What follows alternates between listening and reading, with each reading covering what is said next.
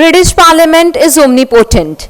It can make a woman into a man or a man into a woman as an exception. It has been said that there are few changes which can be made by the British Parliament as it can make any rule it desires. A very soulful morning to the respected dignitaries on the dais and to everyone present. I, Qureshi Rina, is here to elucidate on Parliament or Constitution, which is our sovereign. First thing first, what is sovereignty? It means an ultimate superior who recognizes no master. It is an absolute, uncontrollable and despotic power, the power to compel obedience. In the pre-constitution period, sovereignty resides in the kings and the parliament. Where it resides after the commencement of the constitution is the question. Parliamentary sovereignty is an idea that confers on the parliament an absolute lawmaking authority without any interference from other institutions. It is based on the notion that king can do no wrong. Let us assume that a parliament is an independent authority and a sovereign entity.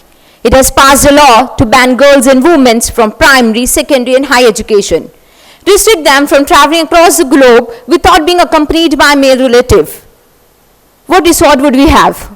What choice would we be left with? This is the situation of half the population in Afghanistan.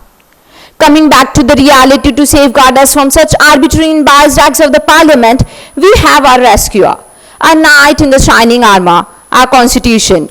Even a small game of a gully cricket has some of its own rule. So how come a country not? Every country, like each game has certain rules, has a constitution of its own. A country is governed by the constitution and is considered as the supreme law or the ground norm of the country. It creates a box out of which none of the organ can act and perform. Our constitution is a written one. It contains all the rules and regulations that must be followed by the parliament while enacting any law. Our parliament, that is the Constituent Assembly, is the creator of the constitution. So does that mean that being an architect, it gets an unchecked authority? The answer is a big no. For any law to be passed by the judiciary, it must be reviewed by the judiciary and the parliament. If it finds that it contravenes any law and the provisions of the constitution, it will be declared as null and void. Some people may propound that the parliament has the power to amend the constitution, but they forget that it is a derivative power and that to restrain by procedural constraint. This claim also militates against various judgments passed by the Supreme Court in various cases, like the Minerva Mills case, Golaknath case, and the most renowned Keshavananda Bharti case. As regards to the subject of legislations, the parliament gets checked by federal polity. Its power to make law is only confined to the union list. The parliament has in fact no control over its own constitution. Various provisions of our constitutions have predetermined the number of members in different houses, the number of members in each state, the reservations of the seats, and the list goes on. So how can a parliament be said sovereign?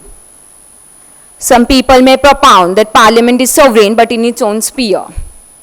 For a political scientist, this phrase is a complete nonsense, as the essence of sovereignty is an ultimate power.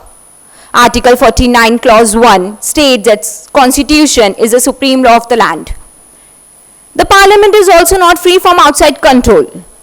Article 13 gives the judiciary a power of judicial review to contravene if any law is contravened for the fundamental rights of the parliament will be declared as void. To conclude, I would like to say that in order for the parliament to sovereign, it shouldn't have a judicial censorship. To be sovereign, the parliament should have the power to make and unmake a citizen. To be sovereign, the parliament should have the power to delegate its lawmaking authority. To be sovereign, the parliament should have an absolute, uncontrolled, unchecked power to make law on anything and everything. Does the parliament possess all this power? The answer is an eminent no. I stand tall and speak my heart out here.